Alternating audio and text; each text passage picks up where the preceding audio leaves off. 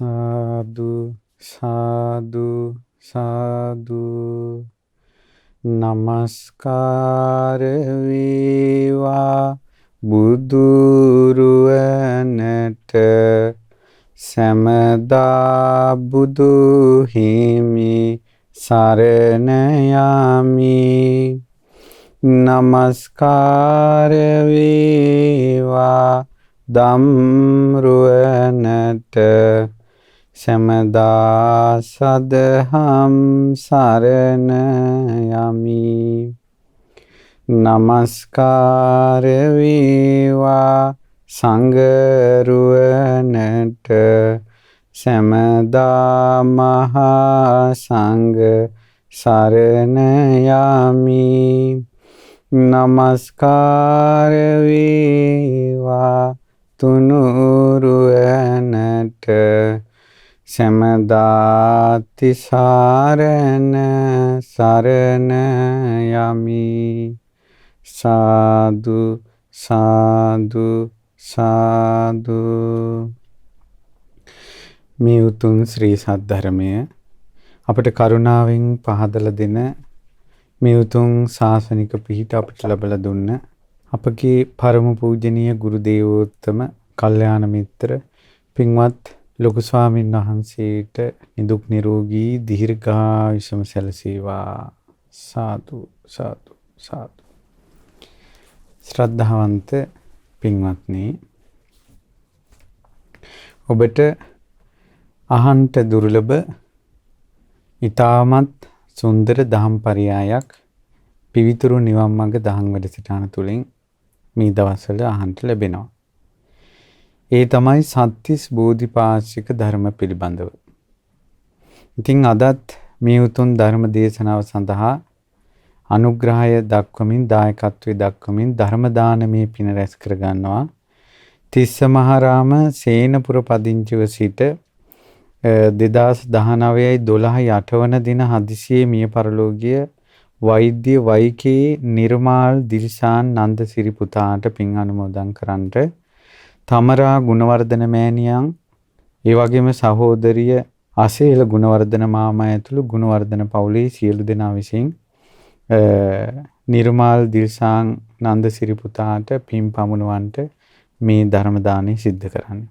ඉතින් ධර්ම දේශනාවෙන් අනතුරුව රැස් වෙන අප්‍රමාණ පින ඒ පුතාට අපි අනුමෝදන් කරන්නට බලාපොරොත්තු වෙනවා. ඒ නිසා ඉතින් හොඳට පින් අනුමෝදන් කරන්න පුළුවන් විදිහට හොඳට කන් යොමා ධර්මය අහන්න.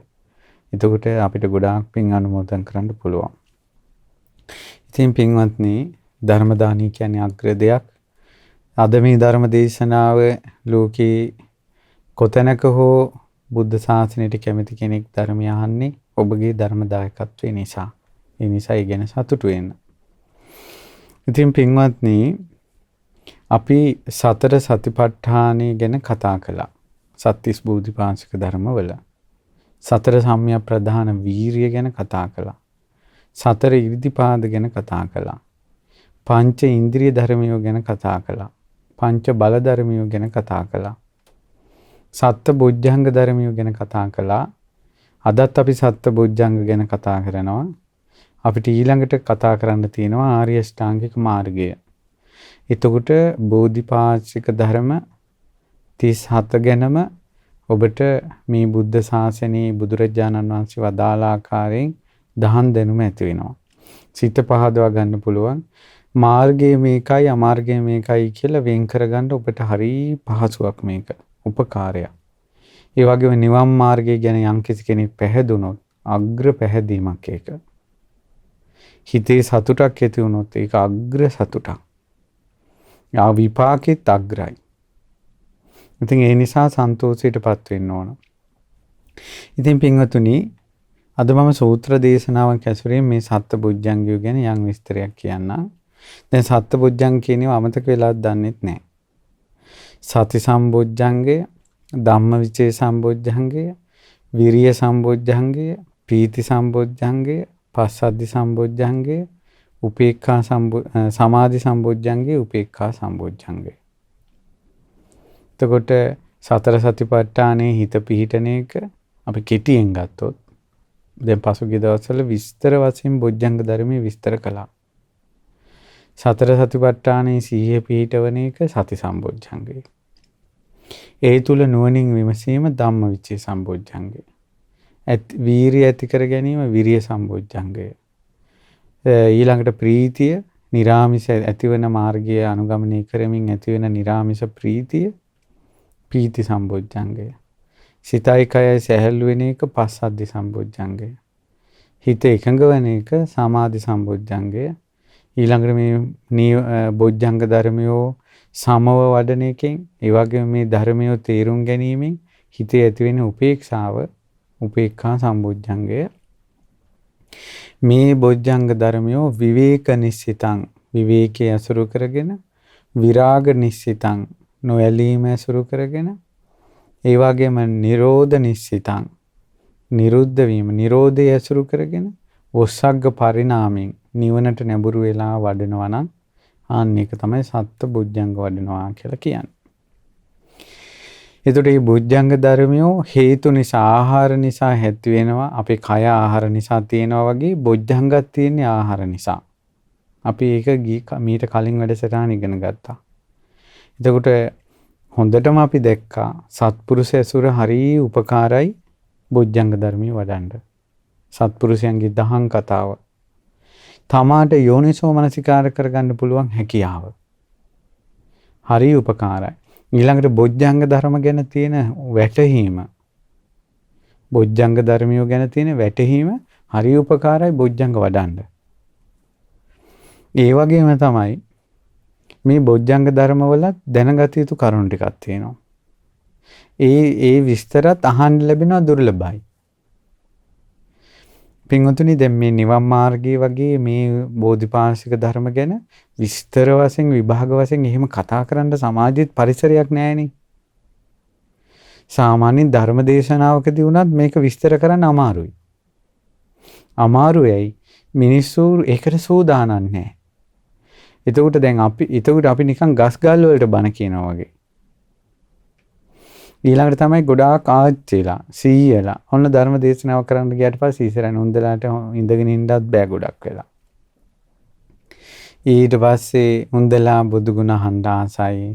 ඒ වගේ දේවල් මේ මාර්ග ප්‍රතිපදාව ගැන තීරුම් කළා දෙනකොට ඒක අර දවසේම මහන්සි වෙලා ඉන්න උන්දලාට ඒක අර ඔරොත්තු දෙන්නේ නැති ගතියක් වගේ එකක් පේනවා. ඉතින් ඒ නිසා ඉදිනෙදා ප්‍රශ්න වලට තමයි ගොඩාක් වෙලාවට දහම් කරුණු කියවෙන්නේ. මේ ඊළඟට තමයි මේ සත්‍තිස් බෝධිපාශික ධර්ම වඩනවා වගේ කියන ඒවා මේක ඉතින් නිවනම අරමුණු කරගෙන කරන ඒවානේ. කායි ජීවිත දෙකේ අපේක්ෂාව අත්හැරලා නිවන් දැකීම පිණිසම තමයි මේ මාර්ගය වඩන්නේ. මේ මාර්ගයේ වඩන කෙනා නිවන් ලබනවා කියන එක සිද්ධ වෙන එකක්. යම් හේතුවකින් අපි කියමු අද කාලේ යට නිවන අවබෝධ කරගන්න බැයි නම් අරහත්ත්වයටපත් වෙන්නත් බැයි නම් මාර්ගඵල අවබෝධ කරගන්න බැරි නම් මේ මාර්ග ප්‍රතිපදාව මේ බෝධිපාශික ධර්මියෝ ශක්තිපමණින් වඩන කෙනා තමයි ඊළඟ අවස්ථාවේ නිවන අවබෝධ කරන්නේ. මේ බෝධිපාශික ධර්මය හොඳට විමසලා ඉගෙනගෙන පුරුදු කරන්න යම් මහන්සියක් ගන්නවා නම් එයාට නම් මෛත්‍රී බුද්ධ ශාසනය නම් මග හැරෙන්නේ නැහැ. මේ බෝධිපාශික ධර්මයෝ මනවින් ඉගෙනගෙන පුරුදු කරන්න උත්සාහ කරනවා නම් දෙව්ලොව ඉපදුනත් එයාට නම් සත්පුරුෂ ඇසුර මාර්ග ප්‍රතිපදාව වරදින්නේ නැහැ.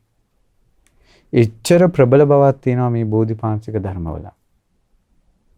මේක තමයි අතිශයින්ම පිරිසුදු සුන්දර නිවන් මාර්ගය. ඉතින් පින්වතුනි දැන් බුදු කෙනෙක් පහළ වුණා වේමත් එක්කමයි බොජ්ජංග කියන වචනේත් පහළ වෙන්නේ. ඒතර බුදුරජාණන් වහන්සේ තමයි සති සම්බොජ්ජංගේ, ධම්මවිචේ සම්බොජ්ජංගේ, විරිය සම්බොජ්ජංගේ, පීති සම්බොජ්ජංගේ, පස්සද්ධි සම්බොජ්ජංගේ, සමාධි සම්බොජ්ජංගේ, උපේක්ඛා සම්බොජ්ජංගේ කියලා ලෝකෙට දහම් දේශනා කරන්නේ. මේක අහගෙන ඉන්නවනේ අන්‍යාගමිකයෝ. මිත්‍යා දෘෂ්ටිකයෝ, තාපසයෝ මේක අහගෙන ඉඳලා මුන් කල්පනා කරනවා ඒ බුදු කෙනෙක් ලෝකේ පහළ වෙන්න කලින් සියලුම මිනිස්සු තාපසයෝ ළඟ වැඳ වැටුනේ පරිබ්‍රාජකයෝ ළඟ. බුදුරජාණන් වහන්සේ පහළ වුණාට පස්සේ පින්වතුනි මේ තාපසයන් අඳුරේ ඉන්න අයට කණාමැදිරි එලියක් නේ. බුදු කෙනෙක් පහළ වෙනවා කියන්නේ හිරු මණ්ඩල පහළ වුණා වගේ. එතකොට මිනිස්සුන්ට නොදැනීම කණාමැදිරි එළිය අත්හැරෙනවා. එහි එළිය නැති වෙනවා. හිරු මණ්ඩලටම එකතු වෙනවා. ඒ වගේ මිනිස්සු ඔක්කොම බුදුරජාන් වහන්සේගේ පැත්තට එකතු වුණා. එකතු වෙනකොට ආන්‍යාගමික තාපසයෝ කල්පනා කළා මේක හරියන්නේ නැහැ. ඔය ශ්‍රමණ බවක් ගෞතමයන් වහන්සේ කියන දේශනාවට තමයි මිනිස්සු ඔය වශීකృత වෙලා ඉන්නේ. උඹලත් මේක මිනිස්සු පිටිපස්සේ ගිහිල්ලා අහගෙන හිටපල්ලා. අහගෙන හිටලා ওই ටික ඇවිල්ලා අපිටත් කියපල්ලා. අපිත් ඕවම කියමු. පින තියෙන යෝනිසෝ මනසිකාරය දැන් තාපසයෝ අතර හිටියා කියන්නකො යෝනිසෝ මනසිකාරය තියෙන කෙනෙක්. එයා තාපසයොත් එක්ක අවුරුදු කෝටියක් හිටියත් ඔය යෝනිසෝ මනසිකාරය කියන එක වැඩ කරන්නේ නැහැ. ඔන්න එයාත් ඇවිල්ලා අර බුදුරජාණන් වහන්සේගෙන් ධර්මයේ හොරකම් කරන අදහසින් පිරිස අයිනේ ඇවිල්ලා ඉඳගෙන අහනවා. මෙයාට යෝනිසෝ මනසිකාරය තිබ්බොත් හොරකම් කරන අදහස නැති වෙනවා. ධර්මය අවබෝධ කරනවා. සමහරව ඉන්නවා යෝනිසෝ මනසිකාරය නැහැ. හැබැයි මතක හිටිනවා. එවුන් තාපසයන්ට ගිහිල්ලා කියනවා. ඒ වගේ බුදුරජාණන් වහන්සේ දේශනා කරන බණපද අන්‍යාගමික තාපසයන් අතරටත් වචන යනවා. ඔයාලා කියන්නේ පින්වත්නි දැනට නිගණ්ඨයෝ නිර්වස්තර වින නිගණ්ඨයෝ නිවන පිණිස ආර්ය අෂ්ටාංග මාර්ගය කියලා බණ කියනවනේ නිගණ්ඨයෝ දැන් ඉන්දියාවේ නිගණ්ඨ පොත්වල තියෙනවනේ එහෙම නිගණ්ඨයන් බුදු කෙනෙක් විතරක් ලෝකේ පහළ වෙලා අවබෝධ කරන නිර්වාණ ප්‍රතිපදාව මේ අන්‍යාගමිකයන් අතරට කෙසේ ගියාද තමයි ධර්මයේ සොරකම් කිරීම. ඉතින් ඒ සොරකම් කරන්න පටන් ගත්තේ බුදුරජාණන් වහන්සේ ජීවමාන ඉද්දින්මයි. ඔන්න ඔය වගේ සිද්ධියක් තමයි අද මම බන්ට කියන්නේ. ඒ කාලෙ වෙච්ච දෙයක්. පරියාය සූත්‍රය මේ බොජ්ජංග සංයුත්තේ. ඒ තමයි මේ සත්ත්ව බොජ්ජංගය ගැන අපූර්ව වචන ටිකක් තියෙනවා. ඒ වචන ටිකත් ඔබට අහන්න සලස්වන්න ඕන කියලා මට හිතුණා. නැත්නම් ඒක පාඩුවක්. ඉතින් බුදුරජාණන් වහන්සේගේ කාලේ ඔන්න සංඝයා සවැත් නුවර පිණ්ඩපාතේ වැඩියා. ඉතින් පිණ්ඩපාතේ වැඩලා උදේම වැඩි. ඉතින් මිනිස්සු සංඝයාට හිතුණා දැන් මේ වෙලාවේ ගමට යන්නේක එච්චර හොඳ නෑ. තාම කල් වැඩි. ඒ නිසා මේ අපි අන්‍යාගමික පිරිවැජියන්ගේ ආරාමයක් තියෙනවා. අපි ඒ ආරාමයට යමු. ඊට පස්සේ පිරිවැජියන්ගේ ආරාමයට ගිහිල්ලා කතා බහ කරලා ඉඳගත්තා. දැන් පිරිවැජියෝ එක පැත්තක ඉන්නවා, ස්වාමීන් වහන්සේලා එක පැත්තක ඉන්නවා. දැන් ඒ කාලේ එහෙම තිබ්බනේ ඕනම ආරාමයකට යනවා ගහ ගැනිලි බැන ගැනිලි මොකවත් නැහැනේ. අද නෑ. අද හැම එකම වෙන් වෙලා. ඒ කාලේ සංඝයා යනවා. ඒ ආරාම වලට ගිහිල්ලා ඒ ඇත්තොත් එක්ක කතා බහ කරනවා. ඒ ඇත්තොත් ආරාමයට එනවා කතා බහ කරනවා. ඊට පස්සේ ඉඳගෙන කතා බහ කරගෙන ඉන්නකොට මේ අන්‍යාගමික පිරිවැජ්ජෝ මුන් තාපස ටික කිව්වා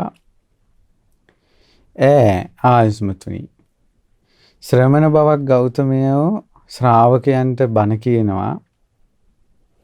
ඒ තමයි සිත කෙලෙසෙන ප්‍රඥාව දුර්වල කරන පංච නීවරණ දුරු කරලා සත්ත බොජ්ජංග වඩන්ට කියලා බණ කියනවා. දැන් බලන්න මොන් කොහොමද දන්නේ මේ සත්ත බොජ්ජංග කියන එක? අන්න හොරකම් කළා.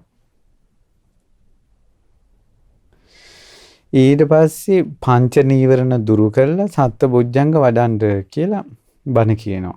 ඉතින් ආයස්මතුනි අපිත් ඔහොමනේ බණ කියන්නේ. අපිත් අපේ ශ්‍රාවකයන්ට කියන්නේ පංච නීවරණ දුරු කරලා සත්ත්ව බොජ්ජංග වඩන්න කියලා. ඉතින් ශ්‍රමණ බවක් ගෞතමයෝ කියන බණමනේ අපි කියන්නේ. එහෙනම් මොකද්ද අපි දෙගොල්ලගේ අනුශාසනාවේ තියෙන වෙනස? අපි දෙගොල්ලගේ ධර්ම දේශනාවේ තියෙන වෙනස මොකද්ද කියලා ඇහුවා. දැන් කොහොමද උත්තර දෙන්නේ? ස්වාමීන් වහන්සේලා නිහඬ වුණා. ඒ කතාව පිළිගත්තෙත් නෑ, බැහැර කළෙත් නෑ. බුදුරජාණන් වහන්සේගෙම මේක දැනගන්න ඕන කියලා හිතාගෙන ටිකක් කතා බහ කරලා නැගිටලා පිණ්ඩපාතේ ගිහිල්ලා වැඩලා හවස් කාලේ බුදුරජාණන් වහන්සේ වැඩ ඉන්න තැනට ගිහිල්ලා වන්දනා කළා භාග්‍යවතුන් වහන්සේට. සවැත් නුවර වන්දනා කළා බුදුරජාණන් වහන්සේට විස්තරي කියා හිටියා. ස්වාමීනි මේ උදේ අපි වෙලාව වැඩි නිසා පිණ්ඩපාතේට මෙහෙම පිරිවැජ්‍ය ආරාමයකට ගියා. ඒ අය මෙහෙම කතාවක් කිව්වනේ. හිත දුර්වල කරන පංච නීවරණ දුරු කළා බොජ්ජංග වඩන්ට කියලා තමයි ශ්‍රමණ බවක් ගෞතමයන් වහන්සේ දහම් දෙසන්නේ. අපි කියන්නේ ඕක. ඉතින් දෙගොල්ලගේ බණවල වෙනසක් නැහැනේ. ඉතින් අපි පිළිගත්තෙත් නැහැ, බැහැර කළෙත් නැහැ. අපි පැමිණියා භාග්‍යවතුන් වහන්සේගෙන්ම මේක දැනගන්න ඕන කියලා. බුදුරජාණන් වහන්සේ වදාලා මහණෙනි ඔය ආයුරින් පවසන තීර්ථක පරිබ්‍රාජකයන්ගෙන් මෙන්න මේ විදිහට ඇහුවොත්. ඒ කියන්නේ කොහොමද? ආයුෂ්මතුනි යම් ධර්ම ක්‍රමයකට පංච නීවරණ ආකාර 10කට පෙන්වන්න පුළුවන් නම් සත්ත බොජ්ජංග ආකාර 14කට පෙන්වන්න පුළුවන් නම් ඒ ක්‍රමේ මොකද්ද කියලා ඇහුවනම් ඔය අන්නේ තීර්ථකයන්ට කලන්තය හැදෙනවා කිව්වා. උත්තරයක් දී ගන්න බෑ කිව්වා. වෙහෙසටපත් වෙනවා කිව්වා. මහණෙනි බුදුරජාණන් වහන්සේ හෝ බුදුරජාණන් වහන්සේගේ ශ්‍රාවකෙක් හෝ බුදුරජාණන් වහන්සේගෙන් අහලා දැනගෙන ශ්‍රාවකයන්ගෙන් බණ අහලා දැනගත්ත කෙනෙකුට හෝ ඕකට උත්තරයක් දෙනවා නම් දෙවියන් මරුන් බඹුන් සහිත ලෝකේ කිසි කෙනෙකුට ඕකට උත්තරයක් දෙන්න පුළුවන් කෙනෙක් මම දකින්නේ නැහැ කිව්වා. එහෙනම් මේ දැන් කියන බණ ටික බුදුරජාණන් වහන්සේගේ බුදුමුවෙන් පිට වුනේ නැත්තම් රහතන් වහන්සේලාගේ පරම්පරාවෙන් ආවේ නැත්තම් කිසිම දෙවියෙකුට මේක විස්තර කරන්න බෑ.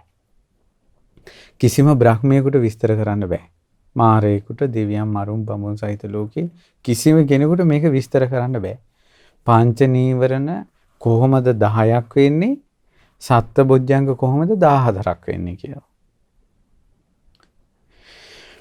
ඊට පස්සේ බුදුරජාණන් වහන්සේ වදාලා මහණෙනි යම් ධර්ම ක්‍රමයකට පැමිණිලා පංච නීවරණ දස අයුරු වෙනවා නම් ඒ ක්‍රමය මොකද්ද? මහණෙනි කාමච්ඡන්දය කියන එක ආධ්‍යාත්මිකව තියෙනවා. ඒක නීවරණයක්. කාමච්ඡන්දය කියන එක බාහිරවත් තියෙනවා. ඒකත් නීවරණයක්. මේ දෙකම කාමච්ඡන්ද කියන නීවරණ ගණයට තමයි වැටෙන්නේ. මේ තමයි පළවෙනි ක්‍රමය. කාමච්ඡන්දය කියන එක ආධ්‍යාත්මිකවත් තියෙනවා, කාමච්ඡන්දේ බාහිරවත් තියෙනවා. එතකොට මේ දෙකම නීවරණ. හැබැයි දෙකම කාමච්ඡන්ද නීවරණී කියන ගණයට වැටෙන්නේ. ඔන්න ආකාර දෙකයි. මහණෙනි යම් ව්‍යාපාදයක් ඇද්ද ඒක නීවරණයක්. ඒක ආධ්‍යාත්මිකවත් තියෙනවා. ඔන්න ඒක නීවරණයක්.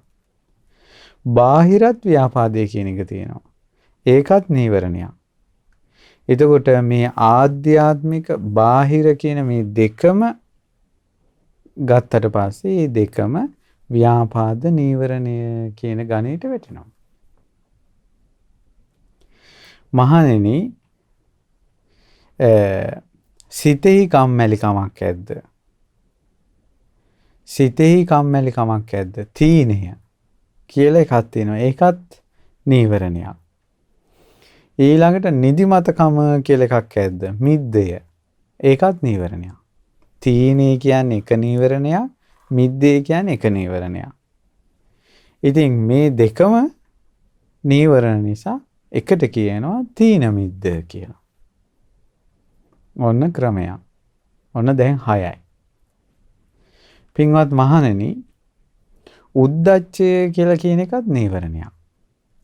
කුක්කුච්ච කියලා කියන එකත් නීවරණයක්. ওই දෙකටම තමයි උද්දච්ච කුක්කුච්ච කියලා තනි නීවරණයක් විදිහට කියන්නේ. හැබැයි උද්දච්චය කියන්නේ එක නීවරණයක්. කුක්කුච්ච කියන්නේ වෙනම නීවරණයක්. ඔන්න 8යි. මහණෙනි සැකයක් ඇද්ද? විචිකිච්ඡා කියන එක ආධ්‍යාත්මික සැකේ හට ගන්නවා. ඒකත් නීවරණයක්. බාහිරවත් සැකේ හට ගන්නවා. ඒකත් නීවරණයක්. හැබැයි දෙකම විචිකිච්ඡා කියන නීවරණයට ගන්නේ මහණෙනි ඔන්න ඔය ධර්ම ක්‍රමයට පැමිණලා තමයි පංච නීවරණ ඔය කියපු විදිහට ආකාර 10කින් පෙන්වු කරන්නේ. බුදුරජාණන් වහන්සේ වදාලා කුමක්ද පින්වත් මහණෙනි සත්ත බොජ්ජංග ආකාර 14කට විස්තර කරන්නේ. දැන් අපි මේ දවස්වල ඉගෙන ගන්නේ සත්ත බොජ්ජංග. සත්ත බොජ්ජංග කොහොමද ආකාර 14කට විස්තර කරන්නේ? පින්වත් මහණනි ආධ්‍යාත්මික ධර්මයන් පිළිබඳවත් සිහිය තියෙනවා. බාහිර ධර්මයන් පිළිබඳවත් සිහිය තියෙනවා. ওই දෙකම සති සම්බොජ්ජංගය කියන ගණයට තමයි වැටෙන්නේ.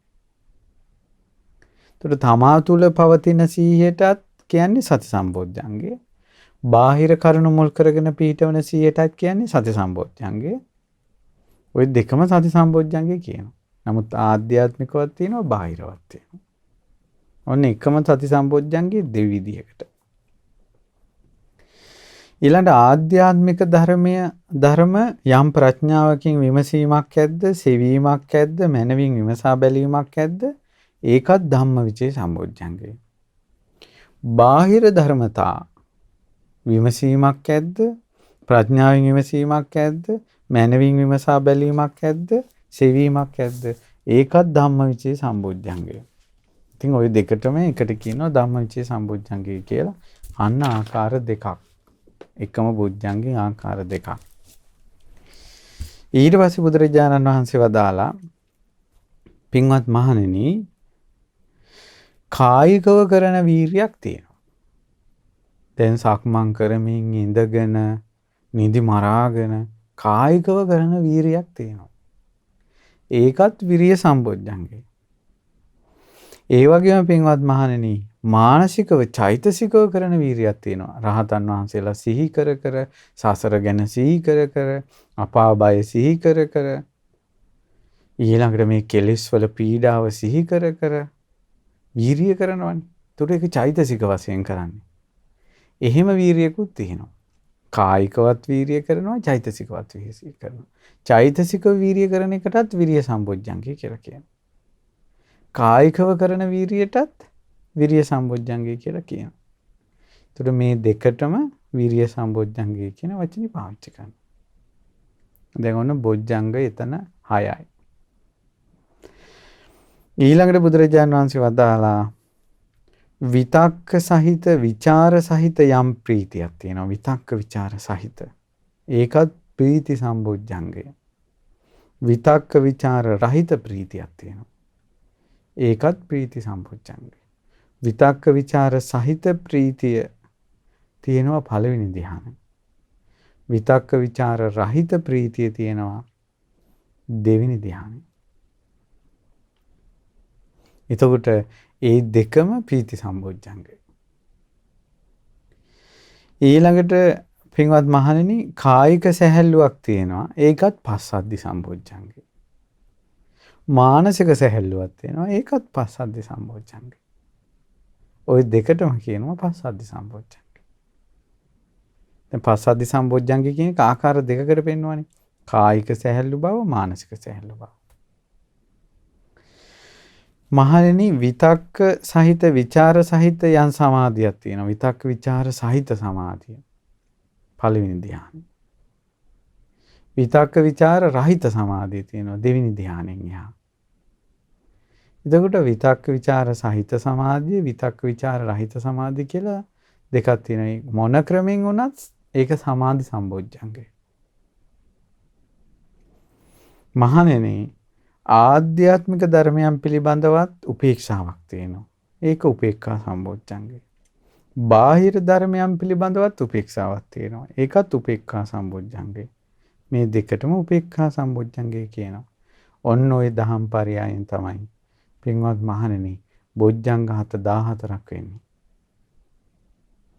මේක ඇහුවනම් කිසි කෙනෙකුට උත්තර දෙන්න බෑ කියලා. එහෙනම් අපිට මේවා අහන්න හරි ලැබෙන ඒවා කොච්චර වටිනවද? එතකොට හිතන්නකෝ මේ මාර්ගය ඉදිරියට දියුණු කළාට පස්සේ කොච්චර දේවල් අත්දකින්න ලැබෙනවද කියලා. නොදන්න දේවල් කොච්චර තේරුම් ගන්න ලැබෙනවද කියලා. ඒ නිසා මේ වගේ දුර්ලභ දහම් කරනා ඇහෙනකොට සාදුකාර දිදී අහන්න ඕන. අනේ අපිට මේවා අහන්න ලැබෙනවා නේ කියලා. බුදු කෙනෙක්ගේ ධර්මයේ නේ කියලා හිත පහදව ගන්න. නිවන් මාර්ගයට බොහෝ හිත පහදව ගන්න. ඊළඟට තවත් ක්‍රමයක් තියෙනවා. ඒකත් හරිය ලස්සනයි. මේකත් මේ ධර්මයේ හොරකම් කරපු සිද්ධියක් නිසා ඇතිවෙච්ච දෙයක්. මේක හරිම උපකාරයි. අපිට ප්‍රායෝගිකව බොජ්ජංග වඩන එක වගේම ප්‍රායෝගික ජීවිතේත් හරි උපකාරක දහම් පරයයක් ඊළඟට විස්තර කරන්නේ මේ සූත්‍රයේ අග්ගි සූත්‍රයේ. ඒත් සංඝයා අර වාගේ ආරාමයකට යනකොට ඒ ආරාමේ මේ තාපසයෝ කිව්වා මේ අපිත් සත්ත බොජ්ජංග වඩන්න කියලානේ මේ කියලා තියෙන්නේ. ඊළඟට ශ්‍රමණ බවක් ගෞතමියෝ සත්ත බොජ්ජංග වඩන්න කියනවනේ. ඉතින් අපි දෙගොල්ලම එක බණක්නේ කියන්නේ. එක මානුශාසනාවන්නේ. මොකද්ද වෙනස කියලා ඇහුවා. ඉතින් සංඝයා ඒකට උත්තරයක් දෙන්නේ නැතුව වැඩියා. දැන් අද කාලේ කියන්නේ අපිත් චතුරාර්ය සත්‍ය කියන්නේ, එහෙමුත් චතුරාර්ය සත්‍ය කියන්නේ, අපිත් පින් කරන්න කියලා කියන්නේ, එහෙමුත් පින් කරන්න කියලා කියන්නේ. ඉතින් මොකද්ද වෙනස? කිකේ අදත් ඔය සමාජයේ කතාව වෙන්නේ. බුදුරජාණන් වහන්සේ වදාලා මේ පින්වත් මහණෙනි, ඒ අයගෙන් ඇහුවනම් ආයුෂ්මතුනි යම් අවස්ථාවක සිත සැඟවී ගියේ නම් ඒ අවස්ථාවේ කවර බොජ්ජංගයක් වැඩිවීමට කාලය නොවේද? ඒ අවස්ථාවේ කවර බොජ්ජංගයක් වැඩිවීමට කාලය වේද? හිත සැඟවුණාට පස්සේ, අලස වුණාට පස්සේ, හිත කම්මැලි වුණාට පස්සේ, දහං කාරණා වැටෙන්නේ නැතුව ගියාට පස්සේ, ඊ වාගේ වෙලාවක මොන බොජ්ජංගද වඩන්න හොඳ නැත්තේ? මොන බොජ්ජංගද වඩන්න ඕනන්නේ? එහෙනම් දැන් සත්ත්ව බොජ්ජංග වඩනවා කිව්වට දැන් මේකේ නම් ක්‍රමයක් තියෙනවා. සමහර වෙලාවට වඩන්න ඕන බොජ්ජංග තියෙනවා. සමහර වෙලාවට වඩන්න ඕනේ නැති බොජ්ජංග තියෙනවා. ඔන්න අලුත් කාරණාවක්. දැන් අන්‍යාගමිකව බොජ්ජංග ගැන ලොකුවට කතා කළා නම් අහන්න කිව්වා. හිත හැකිලුණාට පස්සේ නිදිමතෙන් අලසකමින් තීනේ මිද්දෙන් හිත හැකිලෙනවා. හැකිලුණාට පස්සේ වැටෙන්නේ ඔහේ අලස වෙලා යනවා. ඒ වාගේ වෙලාවකට මොන බොජ්ජංගද වඩන්න හොඳ නැත්තේ? මොන බොජ්ජංගද වඩන්න ඕනන්නේ? යම් අවස්ථාවක හිත නොසන්සුන් වෙනවා. ඒ කියන්නේ හිත විසිරෙනවා. කෝටියක් දේවල් හිතට එනවා. ඒ වෙලාවට මොනවද වඩන්න ඕනන්නේ? මොනවද නොවඩන්න ඕනන්නේ? බොජ්ජංග ධර්ම වලින් කියලා ඇහුවනම් පින්වත් මහණෙනි, ඔය කාරණාවට අන්‍ය තීර්ථකයන්ට උත්තර දෙන්න බෑ. ඒ ඇයිට ඔක විශේෂ නෑ. බුදු කෙනෙක් දේශනා කළොත්, බුදුරජාන් වහන්සේගේ ශ්‍රාවකෙක් දේශනා කළොත්, එක්කෝ ඒ බුදුරජාන් වහන්සේගේ බණ අහලා වෙන කෙනෙක් අහපු බණකින් විස්තර කළොත් හැර දෙවියන් මරුන් බඹුන් සහිත ලෝකේ කිසි කෙනෙකුට උත්තර දෙන්න බෑ කිව්වා ඔය බොජ්ජංග වලින් හැටි. හිත හැකිලුණාට පස්සේ මොන බොජ්ජංගද වඩන්නේ? හිත විසිරුණාට පස්සේ මොන බොජ්ජංගද වඩන්නේ කියලා. ඉතින් පින්වත් මහණෙනි, යම් අවස්ථාවක හිත හැකිලුණොත්, කියන්නේ අලසකම, කම්මැලිකම, අර හිත තියෙන අර තීන මිද්ද ගතිය, වැටෙන්නේ නැති ගතිය හිතට එනවනේ. ඒකට කියනවා හිත හැකිලෙනවා. ඒ හිත හැකිලුණොත් පස්සද්ධි සම්බොජ්ජංගේ වඩන්න හොඳ නැහැ. නිදිමත අලස කමේදී කය සැහැල්ලු කරන්න හොඳ නැහැ. ඒ වගේම සිත කය සැහැල්ලු කරන්න හොඳ නැහැ. ඒ වගේම සමාධි සම්බොජ්ජංගේ වඩන්නත් හොඳ නැහැ. ඒක කාලේ නෙවෙයි. ඒ වෙලාවට භාවනා ආරමුණක් සිහි කරන්නේ නැහැ. නිදිමත අලසකම ආපු වෙලාවට භාවනා ආරමුණක් සිහි කරන්න එපා කියනවා. සමාධි සම්බොජ්ජංගේ වඩන්නේ නැහැ. උපේක්ඛා සම්බොජ්ජංගේ වඩන්නක් කාලය යනවා. උපේක්ෂාවටපත් වෙලා හිතන ආරමුණත් හිතන්න හොඳ නැහැ වෙලාවට. ඒ මක් නිසාදයක් මහණෙනි, සිත සැඟවී ගිය නිසාය. ඒ සැඟවුණ හිත සැඟවුණ සිත ඉහත කී ධර්මයන්ගෙන් නැගිටවන්න බෑ. හරිනේ ඉතින්. හිත හැකිලිච්ච වෙලාවට කයයි සිතයි එහෙම සැහැල්ලු කරලා ඒ ගමම්ම මොන හරි භාවනා අරමුණකුත් හිතාගෙන ඕම යනකොට නොදැනීම නිින්ද යනවා. නොදැනීම නිින්ද යනවා. නිින්දටම සපෝට් එක. මහණෙනි මේ මෙබඳු දෙයක්. පුරුෂයෙක් ස්වල්ප වූ ගින්නක් දැල්වනු කැමැත්තේ වෙයි. ඔහු එහි අමු තනකොළ දමන්නෙත් වෙයි. අමු ගොම දමන්නෙත් වෙයි. අමුදර දමන්නෙත් වෙයි. තෙත සුළඟ දෙන්නෙත් වෙයි. එතකොට පසුත් ඉහිනවා. ඔය පුරුෂයාට ස්වල්ප වූ ගින්න දල්වා ගන්න සමර්ථ වන්නේද? පොඩි ගින්නක් අවුලවා ගන්න අමු තෙත දර තනකොළ දාන්නේ අමු ඒවා. පසුත් ඉහිනවා. දැන් මොකද වෙන්නේ? ගින්න තියෙන ගින්නත් නෙමෙයි යනවා. ඒ කියන්නේ ඒක ඒ ගින්දර අවුලවන්න සුදුසු ක්‍රමයක් නෙවෙයි ඒක. අන්න ඒ වගේ සිත හැකිලුණාට පස්සේ නිදිමස අලසකම කුසීතකමත් එක්ක හිත හැකිලුණාට පස්සේ ඒ වෙලාවේ පස්සද්ධි සම්බොජ්ජංගේ වඩන්න හොඳ නැහැ. සමාධි සම්බොජ්ජංගේ වඩන්නත් හොඳ නැහැ. උපේක්ඛා සම්බොජ්ජංගේ වඩන්නත් හොඳ නැහැ. හේතුව හිත හැකිලිලා ගිහිල්ලා තියෙන්නේ. ඔන්න බණ භාවනා පොත්පත් කියවන අයට කුසල් වඩන අයට හොඳ උපදේශක් මේක. හිත හැකිලුණු වෙලාවට කය සැහැල්ලු කරගන්න හොඳ නැහැ. ඒ වගේම භාවනා අරමුණක් කියලා සමාධියක් වඩන්න උත්සාහ කරන්නත් හොඳ නැහැ. උපේක්ෂාවටපත් වෙන්නත් හොඳ නැහැ ඒ වෙලාවේ. මහණෙනි හිත හැකිලුණාට පස්සේ ධම්මවිචය සම්බෝධ්‍යංගේ වඩන්න කාලයයි. දහං කරුණු හිතන්න ඕනේ වෙලාවට. විමසීමක් විපස්සනා කාරණාවක් ගන්න ඕන. හිත ඇකිලෙනකොට අලසකමට කුසීතකමට බර වෙනකොට දහං කාරණාව විමසන්න ඕන. වීරිය සම්බොජ්ජංගේ වැඩිවීමට කාලයයි. වීරිය සම්බොජ්ජංගේ වඩන්න ඕන. ඊළඟට ප්‍රීති සම්බොජ්ජංගේ වඩන්න ඕන. ප්‍රීතිය ඇති වෙන කරුණු සිහි කරන්න ඕන. ඒ මග්නිසාදයත් මහණෙනි සිත සැඟවී ගිය නිසාය. මේ ධර්මයන් තුලින් තමයි සිත නගා හිටවන්න පුළුවන්. එහෙනම් නිදිමත අලසකම සිත හැකිලීම එනවනම් හොඳට දහං කරුණු හිතන්න ඕන. වීරිය ඇති වෙන ඒවා හිතන්න ඕන. ප්‍රීතිය ඇති වෙන කරුණු හිතන්න ඕන. පින්වත් මහණෙනි පුරුෂයෙකුට ගින්නක් ස්වල්ප ගින්නක් දැල්වන්න ඕන. ඔහු වියලි තනකොළ දමනවා, වියලි ගොම දානවා, වියලි දර දානවා, මොවින් හුළඟක් දෙනවා. පස්සේ හින්නේ නැහැ. ඉතින් එයාට පුළුවන් ද ඒව ගින්දර පුළුවන් ස්වාමීනි. ආන්නේ වගේ තමයි හිත හැකිලුණු වෙලාවට ධම්මවිචේ සම්බොජ්ජංගේ, විරිය සම්බොජ්ජංගේ, පීති සම්බොජ්ජංගේ වඩන්න ඕන. වඩනකොට හිත හොඳට නැගිටිනවා. අරකින් හොඳට නිින්ද යනවා.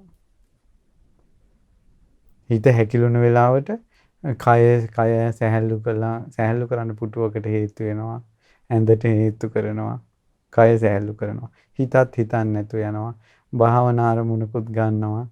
හිතත් උපේක්ෂාවට හිතන්නේ නිින්ද ගැන හැටි හිතන්නේ නැතුම උපේක්ෂාවටවත් වෙනවා. නිින්දටම යනවා. එහෙම නෙවෙයි. දහං කරුණු හිතනවා, වීරිය කරනවා, සක්මන් කරනවා, ප්‍රීතිය ඇති කරගන්නවා. බුද්ධානුස්සති හිතනවා, කරපු පින්කම් සිහි කරනවා, රහතන් වහන්සේලා ගැන හිතනවා. එතකොට අර හැකිලුණ හිත මෙහෙම පිපිලා එනවා ආය.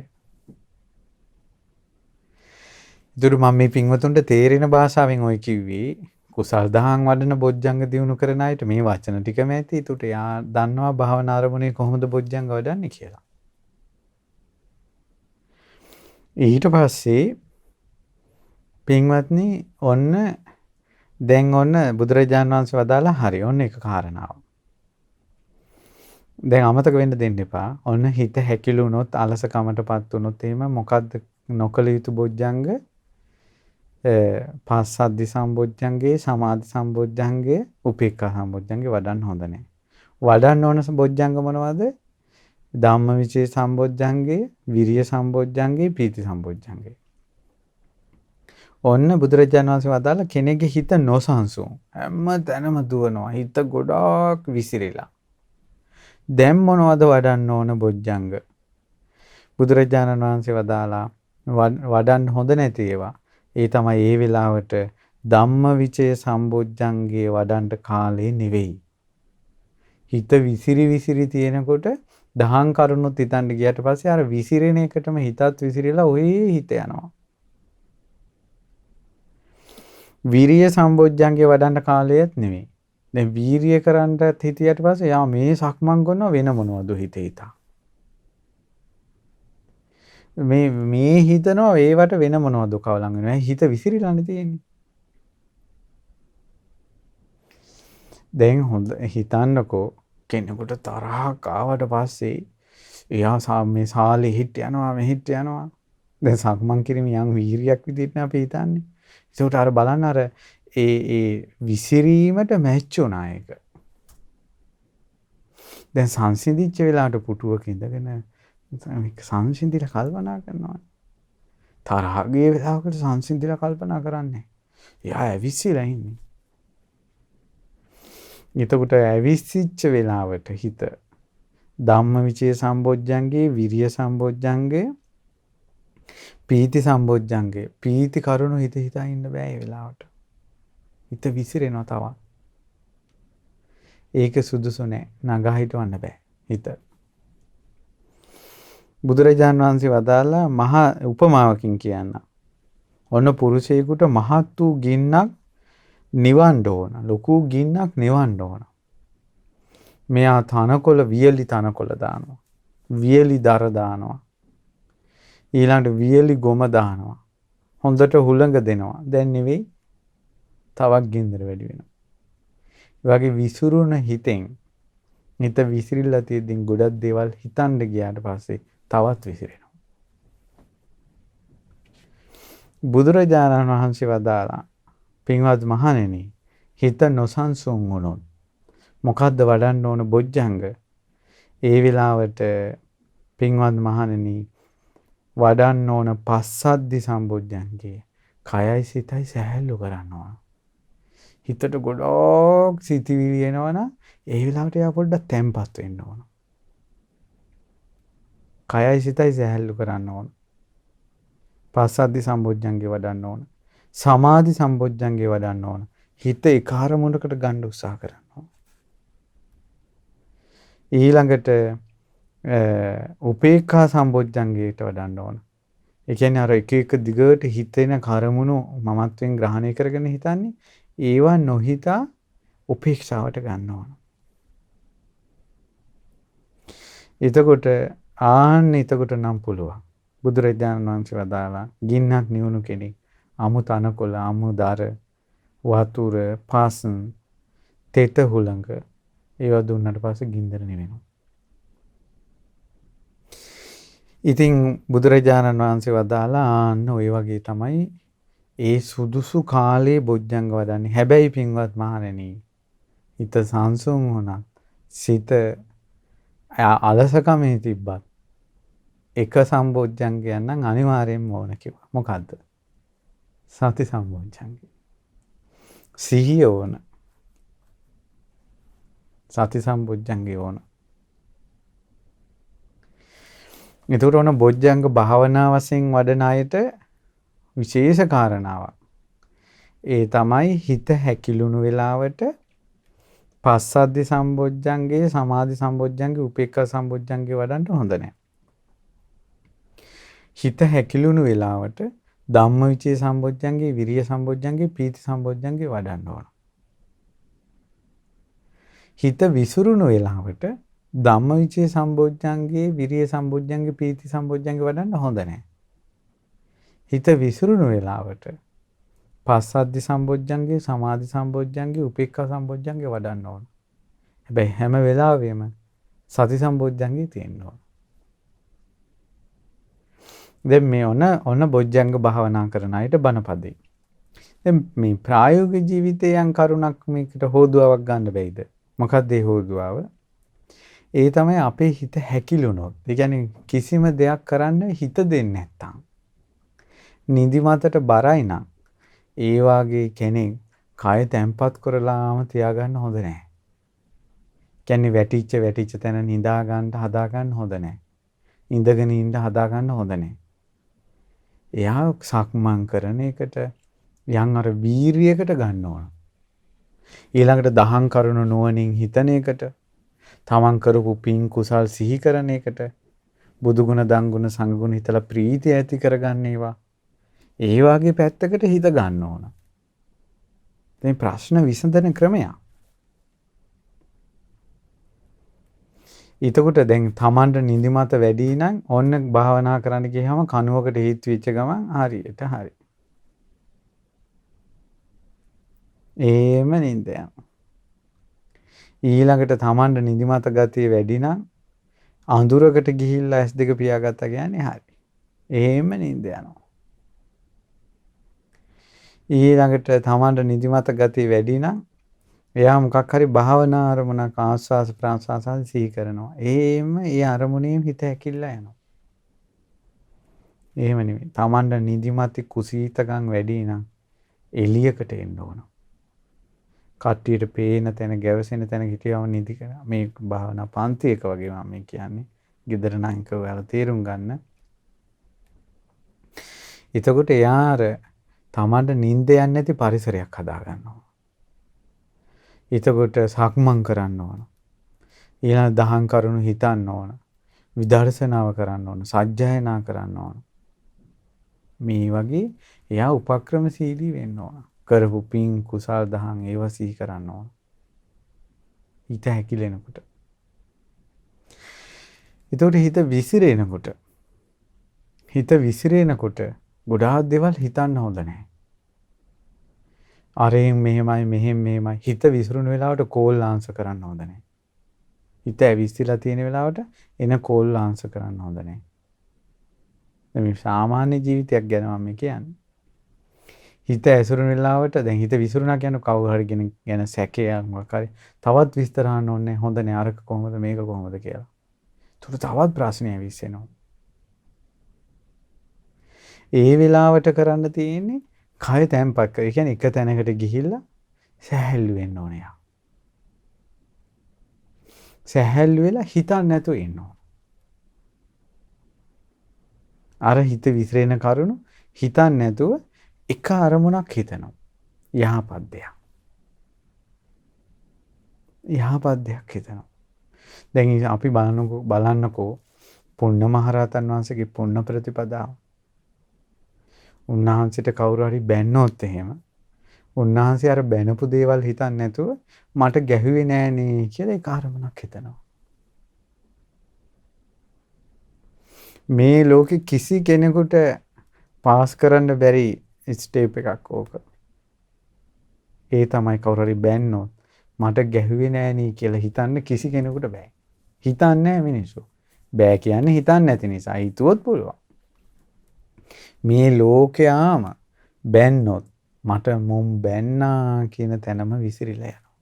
ඊට පස්සේ තමයි වෛරය හටගන්නේ. බැන්නොත් මට ගැහුවේ නෑනේ කියන අරමුණට ගන්න බෑ හිත. මේ ලෝකේ කෙනෙක් ගත්තොත් ශ්‍රේෂ්ඨයි. කවුරු හරි කෙනෙක් Tamanට බැන්නොත් මෙයා මට ගැහුවේ නෑනේ කියලා හිතනවා. බැන්න එක හිතන්නේ. එහෙම හිතුවොත් මේ කෝටි 700ක් ජනතාව අතරේ සමහරට එයා එකම එක්කෙනා වෙන්න පුළුවන්. කෝටි 700ක් ජනතාව අතරේ ඒ විදිහට හිතන එකම එක්කෙනා වෙන්න පුළුවන්. ඊට පස්සේ ගහනවා. අනේ මෙයා මට අතින් ගැහුවට ගලකින් ගැහුවේ නෑනේ කියලා හිතනවා. පුන්න මහරහතන් වහන්සේ, පුන්න තෙරුන් වහන්සේ. අර මට අතින් ගැහුවා කියන එකේ හිත විසිරවන්නේ. හිත එකඟ කරනවා මට ගලකින් ගැහුවේ නෑනේ කියලා. මං හිතන්නේ මේ පෘථුවියවත් ඔය වාගේ තරමට හිත ගිය කෙනෙක් ඉන්නවා කියලා. හිතපු කෙනෙක්. ඊට පස්සේ ගලකින් ගහනවා. ඒ හිතනවා මට පොල්ලකින් තඩි බෑවේ නෑනේ කියලා. පොල්ලකින් මුක් ගහනවා. ඊට හිතනවා ආයුධයකින් මට ගැහුවේ නෑනේ කියලා. ඔන්න ආයුධයකින් උක් ගහනවා. ඊට එයා හිතනවා මේ ලෝකයේ මිනිස්සු කොච්චර දුකින් ඉන්නව අනේ මම මැරෙන්නේ නැහනේ මේ මොන දුක් අන්දරාවක්ද මම මේ විඳින්නේ මැරෙන්නේ නැහැ අපි විඳවන විඳවිල්ල කියලා මිනිස්සු කිය ඉන්නේ. ඉතින් මේ මිනිස්සු මරණය හොය හොයා ඉන්නවා. මම මේ නිකම් ඉද්දි මරණය මා කරා පැමිණෙනවා. කොච්චර හොඳද කියලා මම හිතනවා කියලා පුන්න තෙරුන් වහන්සේ බුදුරජාණන් වහන්සේ ඉදිරියේ කියා හිටියා. සාදු සාදු පුන්න. සාදු පුන්න. ඔබ සුදුසුයි සුණාපරත්තේට. නිසා මේ දැන් මුළු පෘථුවියම සුණාපරත්තයක් වගේ. මිලේච්ච මිනිස්සු ඉන්නේ. පින් තියෙන කෙනෙක් පුළුවන් නම් පුරුදු කරගන්න. බැන්නොත් එහෙම කවුරු හරි. අනේ මෙයා මට ගැහුවේ නෑනේ කියලා හිතන්න. තරහ ඇති කරගන්න එපා. ගැහුවොත් හිතන්න මට ගලකින් පොල්ලකින් තඩි බෑවේ නෑනේ කියලා. ගලකින් පොල්ලකින් තඩි බෑවොත් හිතන්න මාව මැරුවේ නෑනේ කියලා. තමා මරන්නේ දෙනවනම් අනේ මේ දුක් විඳින්න ඉන්නවට වැඩිය හොඳයි මැරිලා යන්නේ කියලා හිතනවා. හැබැයි මේ ලෝකේ මිනිස්සුන්ට තරහ ඇති වෙන්න ගහන්න ඕනේ නැහැ. මේ ලෝකේ ඔක්කොම මිනිස්සු තරහ ඇති කරගන්නේ බැන්න ගමන්. පළවෙනි තැනමයි. ආයේ ගහන්න පොල්ලකින් තඩ බාන තැනකට යවෙන්නේ නැහැ. බැනපු තැනම මොම් බැන්නා කියලා යනවා. එතකොට දැන් ওই කතාවකට දැන් අපි ආවේ අර හිත විසිරුණොත් එහෙම භාවනා අරමුණට හිත ගන්න ඕන කියන තැන. ඒතකොට මේ වගේ අපි ඉතින් මේව පුරුදු කර ගන්න ඕන ටික ටික ඉතින් මේවා තේරුම් අරන්. ඉතින් පින්වත්නි බුදුරජාණන් වහන්සේ වදාලා මනසේ වඩපු බොජ්ජංග ධර්මය ආනිසංස 7ක් ඇති කරනවා. මනසේ බොජ්ජංග වැඩිවොත් ආනිසංස 7ක් ඇති වෙනවා. ඒ බොජ්ජංග වැඩිීමේ ආනිසංස කුමක්ද? බොජ්ජංග වැඩිීමේ ආනිසංස තමයි එයා මේ ජීවිතේම නිකලස් වෙනවා. රහතන් වහන්සේ නමක් වෙනවා. මේ ජීවිතේම රහතන් වහන්සේ නමක් උනේ නැත්තම් එයා මැරෙන්න කිට්ටු උසුම ඇදීද්දින් අරහත්වයටපත් වෙනවා. අත මරණ කාලේ අඤ්ඤං ආරාදේති. මැරෙන මොහොතේ අරහත්වයටපත් වෙනවා. තුට එයා ධර්මයේ පුරුදු කරන ජීවත් වෙලා ඉන්න කාලේ රහත් උනේත් නැත්තම් මරණ මොහොතේ රහත් උනේත් නැත්තම් ඒ කෙනා අනාගාමී වෙලා අන්තරා පරිනිබ්බායි වෙනවා. පින්වතුනි අනාගාමීයි 5 දෙනෙක් ඉන්නවා. දැන් විස්තර කරනවා. අන්තරා පරිනිබ්බායි. අන්තරා පරිනිබ්බායි කියන්නේ මේ මනුස්ස ලෝකේ ඉඳලා අනාගාමී වෙලා සුද්ධාවාස බ්‍රහ්ම ලෝකේ උපදිනවා. ඒ බ්‍රහ්ම ලෝකේ ආයුෂ ගොඩක් ගත කරන්නේ නැහැ. ආයුෂ අඩක්වත් ගත කරන්නේ නැතුන් අරහත්ත්වයටපත් වෙනවා. ඒ අනාගාමී සුද්ධාවාසී ඒ විදිහට ඉපදිච්ච ඒ බ්‍රහ්මයාට කියනවා අන්තරා පරිනිබ්බායි කියලා. ඊට පස්සේ එහෙම නැත්තම් එයා මෙහින් අනාගාමී වෙලා සුද්ධාවාස බ්‍රහ්ම ලෝකෙ ඉපදිලා ආයුෂ අඩක් ගෙවලා ඉවර වෙලා මේ පිරිනවම් පානවා. ඒකට කියනවා උපහාච්ච පරිනිබ්බායි කියලා. ඊළඟට එහෙම නැත්තම් මෙහි අනාගාමී වෙලා එයා සුද්ධාවාසී ඉපදිලා අසංකාර පරිනිබ්බායි වෙනවා. අසංකාර පරිනිබ්බායි කියන්නේ කිසි කෙනෙක්ගෙන් උපකාරයක් නැතුව සුවසේම අරහත්ත්වයටපත් වෙනවා. එහෙම නැත්තම් සසංකාර පරිනිබ්බායි වෙනවා. 4 වෙනි කෙනා අනාගාමී අයගේ. සසංකාර පරිනිබ්බායි කියන්නේ ඒ සුද්ධාවාස ලෝකේ ඉපදිලා ඒ බ්‍රහ්ම රාජයා බොහෝ වෙහෙසෙනවා බෝධිපාශික ධර්ම දියුණු කරන්න ඉදිරියට. උද්දම්භාගිය සංයෝජන ප්‍රහාණය කරන්න බොහෝ වෙහෙස වෙලා බොහෝසේ මාර්ගයේ වඩලා පිරිනිවන් පානවා. ඉංග්‍රීසි කියනවා සසංකාර පරිනිබ්බායි කියලා. එහෙම නැත්නම් එයා උද්ධංසෝත අකනිට්ඨාගාමී වෙනවා. උද්ධංසෝත අකනිට්ඨාගාමී කියලා කියන්නේ එයා සුද්ධාවාස ඉපදිලා ඒ සුද්ධාවාස බ්‍රහ්ම ලෝක හැම එකම ආයුෂ සම්පූර්ණයෙන් ගත කළා අකනිටා බ්‍රහ්ම ලෝකෙට ගිහිලා අකනිටා බ්‍රහ්ම ලෝකේ සම්පූර්ණ ආයුෂ ගෙවලා තමයි අරහත්ත්වයටපත් වෙන්නේ. මීට කල්ප 91කට කලින් බ්‍රහ්ම ලෝකේ ගිය අනාගාමී උපාසකයෝ අදත් ඉන්නවා අකනිටා බ්‍රහ්ම ලෝකේ. ඒක වෙන්නේ උද්ධංසෝත අකනිට්ඨාගාමී කියන එක. ඒතර කෙටියෙන් ගත්තොත් අනාගාමී මේ බොජ්ජංග වඩන අයට ප්‍රතිඵලී තමයි එක්කෝ අරහත්ත්වයටපත් වෙනවා එක්කෝ අනාගාමී වෙනවා. හැබැයි අනාගාමී අයගේ 5 දෙනෙක් ඉන්නවා. මේ අනාගාමී අය කොටස් 5කට බෙදෙන්නේ කුමක් අනුවද? ඉන්ද්‍රිය ධර්ම අනුව. ඒ තමයි අන්තරා පරිනිබ්බායි, උපහච්ච පරිනිබ්බායි, අසංකාර පරිනිබ්බායි, සසංකාර පරිනිබ්බායි, උද්ධංසෝත අකනිට්ඨාගාමි. ඒ නිසා මේ බොජ්ජංග වැඩිම ඵල රහිත දෙයක් නෙවෙයි. ඵල සහිත දෙයක්. ඒ නිසා මේ නිවන් මාර්ගයේ ගමන් කරන සත්‍තිස් බෝධිපාශික ධර්මයේ දියුණු කරන අය ඒකාන්තයෙන්ම මඟපල් ලබනවා. සසරින් එතරට වඩිනවා. ඒ නිසා ඉතින් අපිටත් මේ ධර්මය අහන්න ලැබුණානේ කියලා සතුටටපත් වෙන්න. මේ උතුම් සත්ත්ව බොජ්ජංග ධර්මය දියුණු කරගන්න අපි කාටත් වාසනාව ලැබේවා. ඉතින් පින්වත්නි අද අපි සත්ත්ව බොජ්ජංග ගැන කතා කළේ. අපි ඊළඟ දවසේ කතා කරමු ආර්ය අෂ්ටාංග මාර්ගය ගැන. දැන් ප්‍රමාණවත් බොජ්ජංග ගැන ඉගෙන ගත්ත කරුණු.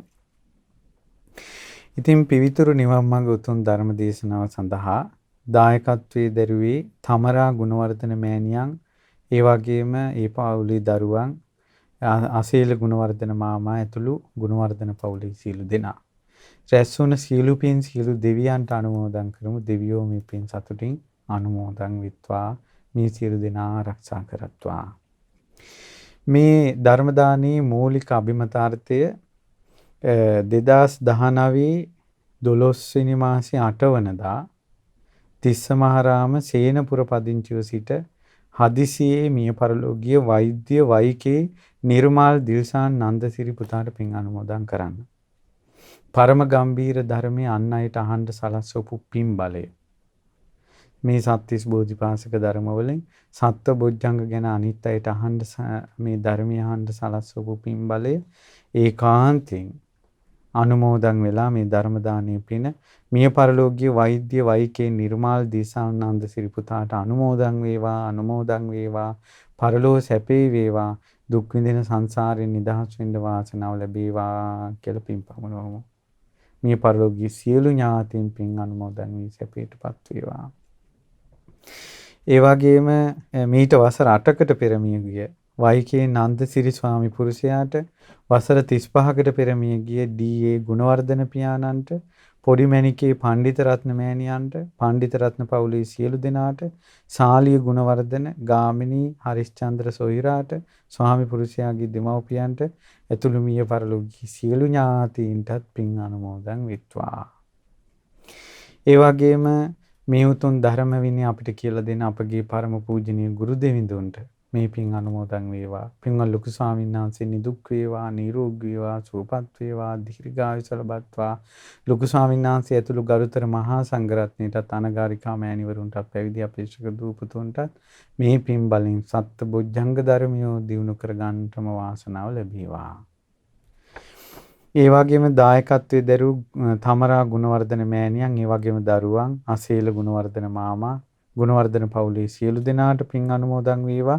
පවුලේ සහෝදර සහෝදරියන්ට, දූ දරුවන්ට නිදුක් නිරෝගී සුවපත් භාවයම සැලසේවා. කරදරයක්, පීඩාවක්, හිංසාවක්, උපද්‍රවයක් නොවේවා. ගෞතම බුද්ධ ශාසනයේ ගුණධර්ම දියුණු කරගන්න, බුදු සසුනේ පිහිට පිළිසරණ ලබන්න මේ අත්තන්ට වාසනාව ලැබේවා. ඒ වගේම කොරෝනා වසංගතෙන් රෝගාතුරව සිටින ලක්වැසි ලෝවැසි සියලු දෙනා ඉක්මනින් නිරෝගී වේවා. බුද්ධානුභාවයෙන්, ධම්මානුභාවයෙන්, සංඝානුභාවයෙන් රංමැලි සෑයේ ජයශ්‍රී මහා බෝ සමිඳුන්ගේ දළදා වහන්සේගේ ග්‍රීවා ධාතුන් වහන්සේගේ ලලාට ධාතුන් වහන්සේගේ ආනුභාවයෙන්, ශ්‍රී අඟුලිමාල මහා සෑරජාන් වහන්සේගේ ආනුභාවයෙන් මේ කොරෝනා වසංගතය ඉක්මනින්ම දුරු වේවා. ධර්ම ශ්‍රවණය කරපු ඔබ සියලු දෙනාටත්, මව් දෙමව්පිය ඥාති බන්දු මිත්‍රාදීන්ටත්, ඒ වගේම ගුරු බවතුන්ටත්, කාර්ය මණ්ඩලයේ සියලු දෙනාටත් පින් අනුමෝදන් වේවා. අපි කාටත් උතුම් සත්ත්ව බොජ්ජංග මේ නිවන් මාර්ගයේ දියුණු කරගන්න වාසනාව ලැබේවා. තෙරුවන් සරණයි. නමෝ බුද්ධාය. මෙවැනි වටිනා ධර්ම දේශනා නැරඹීමට ශ්‍රද්ධා YouTube channel එක subscribe කර සීනුව ලකුණ ඔබන්න.